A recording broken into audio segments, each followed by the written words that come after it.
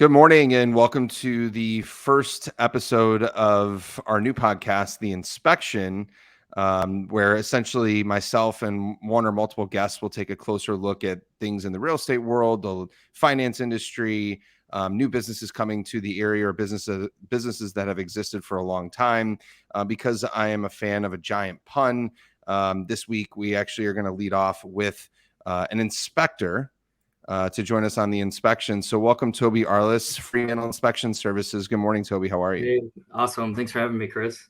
Awesome. Yeah, no worries. And excited to talk with you because I think buyers, even buyers that have gone through an inspection 10 years ago when they last bought their house, it was such a flash in the pan in the grand scheme of things. They could have 3-4 kids since then. So this could be a really good way for folks to revisit this, understand what they're walking into an inspection, and just be set up for success, because I think there's a lot of misnomers and common myths with this. So, but before we dive into that, I'm really curious, Toby. You started this business. I know you're based in the Fox Valley. Tell us a little bit more about where this all came to be, why you started the company, and ultimately what sets you guys apart. Yeah, thanks for having me.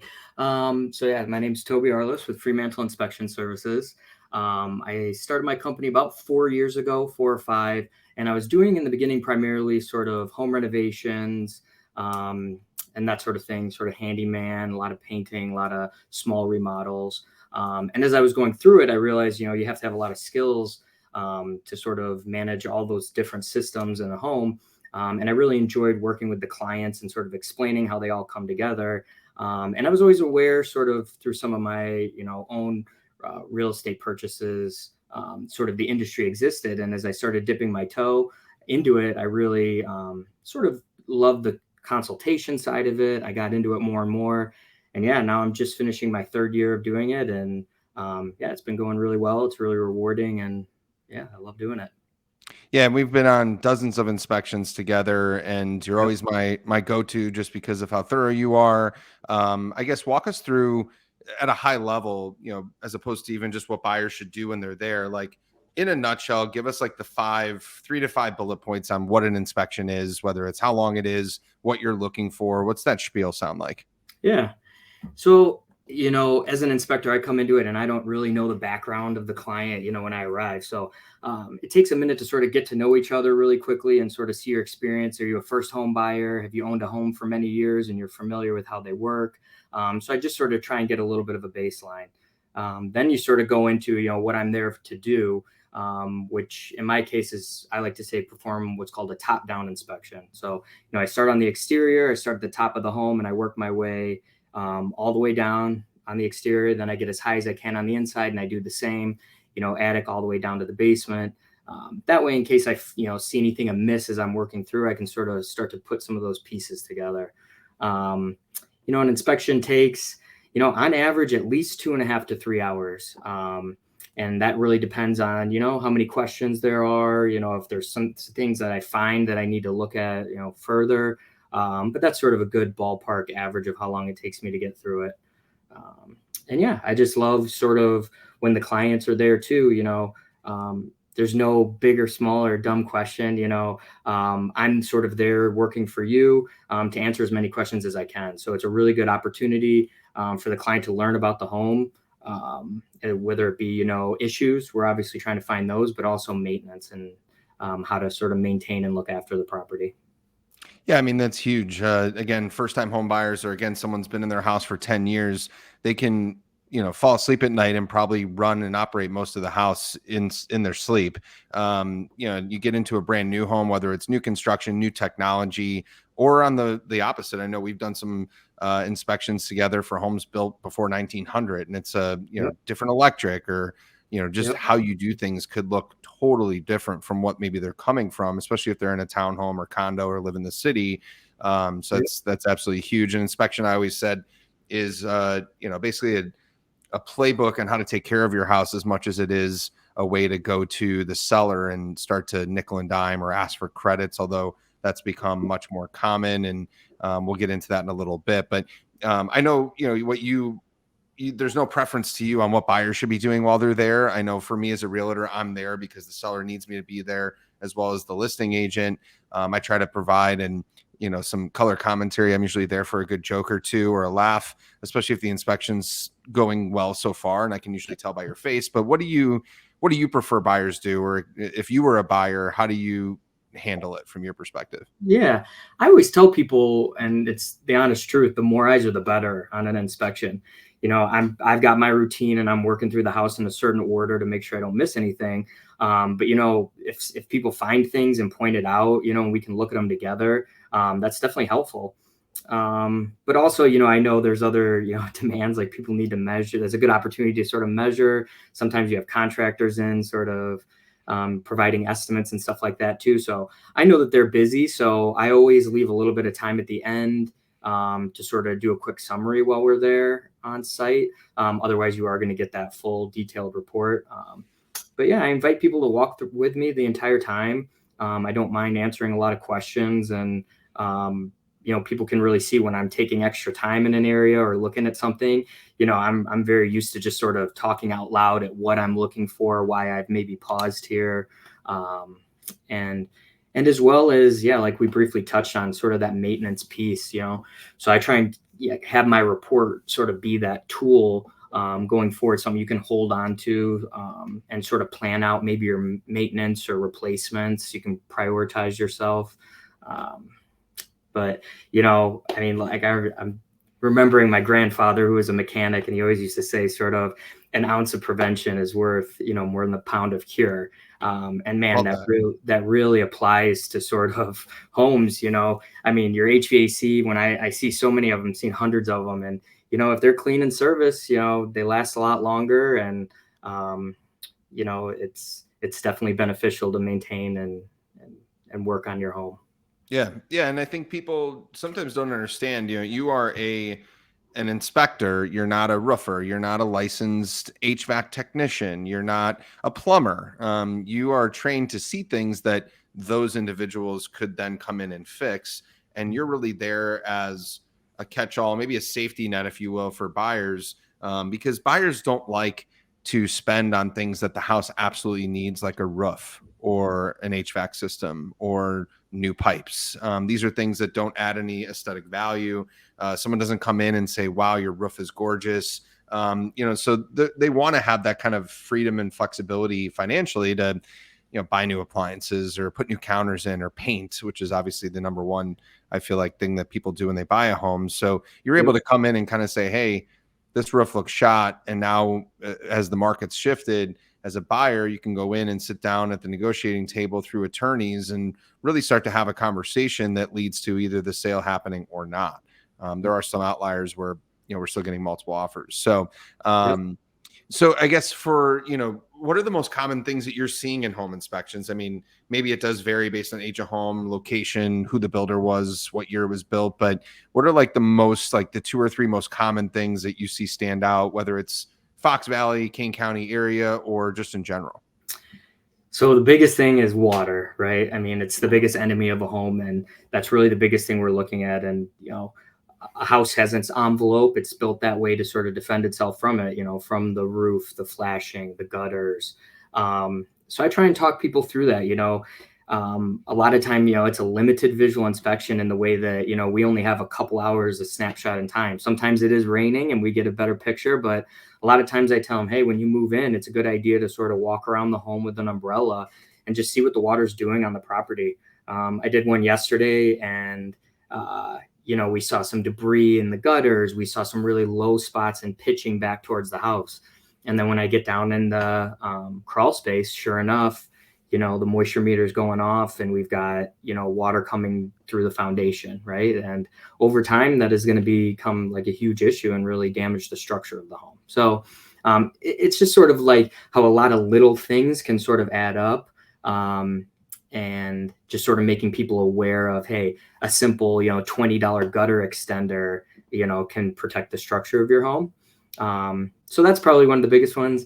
Another thing, and then it's just sort of major things like you mentioned. So, all items have building materials, everything has a lifespan, Right. So, whether it's an electrical wire, like you were sort of alluding to, I live in an 1843 limestone exterior house, right? So this has been here coming up on 200 years.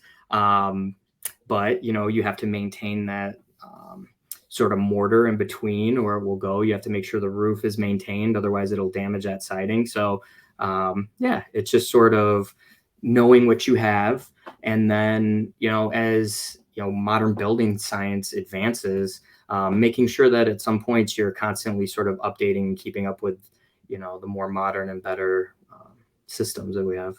Yeah, no, I've seen buyers go into new construction homes and feel like it's a lot of maintenance, and I've seen buyers go into homes built in the 1800s like yours and Yeah. be like, "Holy smokes!" So I think for us as realtors on the front end, we can make everyone's life, and the buyers most importantly, a lot easier by understanding what their needs are, and if they're not handy, which I am not, you are, then buying a home that's going to require a lot of tinkering and just upkeep that I may not be able to do could just be a complete money pit if I'm not careful. So we have to get definitely ahead of that. So okay, so we've got all these major issues that could or could not show up. I think most inspections have gone fairly well that we've done together in terms of not being deal breakers. There's definitely things that can be asked now in the new market, but you send them the report. I know you're always open to follow up, but what are they looking for in the report, and what are things you like to call out, and just how that's presented?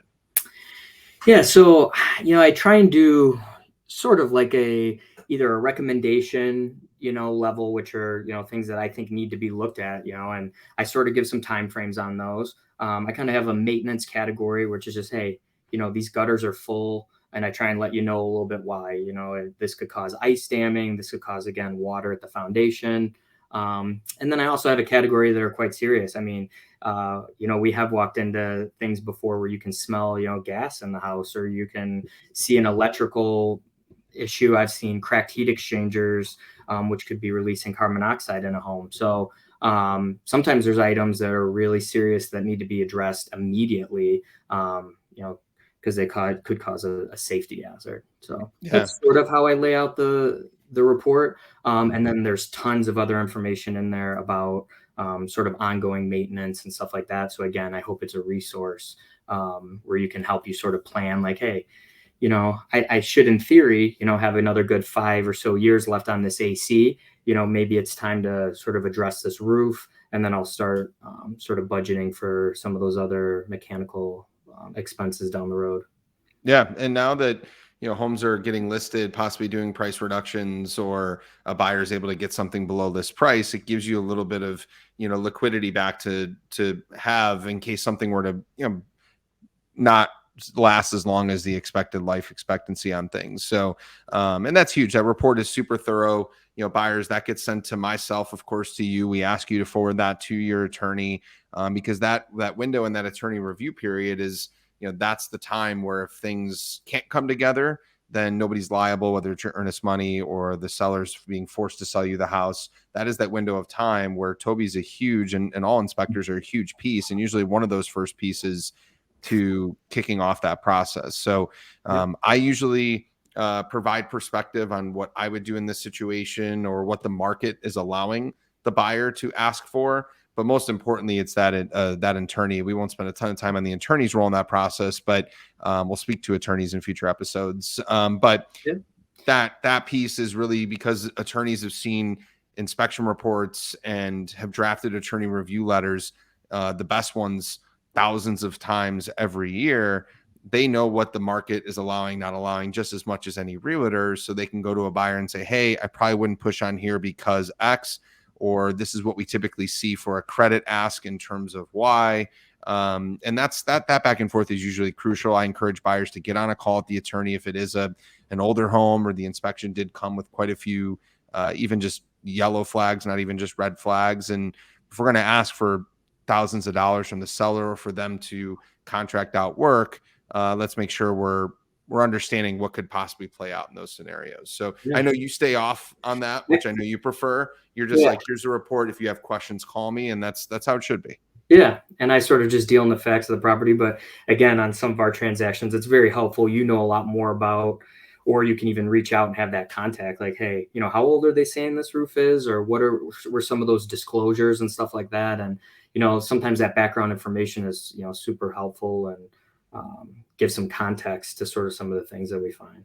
Yeah, because as realtors are supposed to act in good faith, and sometimes, we hear it's a 2-year-old roof. Someone like you looks at it and you're like, Yeah. I'm not sure on this, and we have to kind of dig and really protect our clients. Well, before we wrap, this, a lot of people are staying in their homes longer because they were able to refinance. Their interest rates were sub 3% or 3%. So, even people that live in 20% of their home because all their kids are gone are just like, screw it, we'll stick around. But now you have an aging home that, maybe you're not even, turning on all the sinks in some of the guest bathrooms, little things like that, using the basement as much as you did when the kids were here.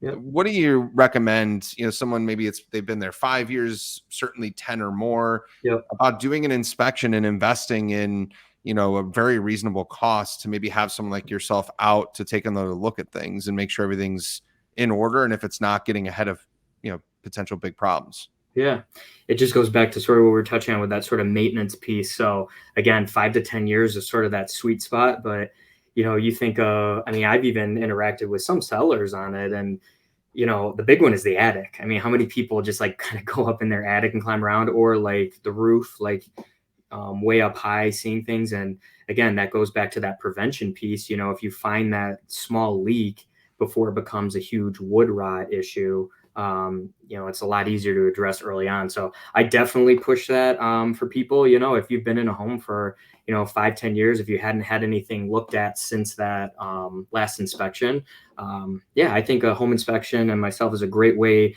again, to do that generalist look at everything. And we can sort of, again, prioritize and say, hey, let's go out to these specialists. Let's get an electrician or a plumber in here, et cetera, to take a deeper look at what's going on. Yeah, I think it's huge. I mean, again, sellers, if you're planning to put your home on the market sometime next year, unless you have concerns and inspection, put that cost on your buyer, let them do that inspection, and just be aware that you've lived there a while, maybe haven't inspected every crevice of the house. But if you have plans to keep your roots there and you've been there 10 years already, this can be a great time just to, sleep a little better at night, knowing that random sound you hear is nothing major. And it's just like mine, an HVAC system where they didn't install the ductwork properly. So, Yeah. but how do people get in touch with you, Toby? Let's say they want to, I've lived in the home 10 years. We'll make sure to, have your information below, Sure. but what's the best way to get in touch with you and possibly schedule an appointment? Yeah, so FremantleInspections.com. It's super easy. You just click schedule right on there, and you can drop down and click any service that you want to add. Or you can give me a call, 630-326-8998, and I can kind of walk you through the whole process and have a chat. But yeah, those are the two Awesome. best ways. Well, so Toby, last question? What are you asking from Santa this year? Oh, I'm looking at a flat top grill, I think is my top of my list that I'm hoping for. So That's good to know. hopefully do so. A gift that will maybe become more useful maybe in June and July, but something I can dream about when I get it in December.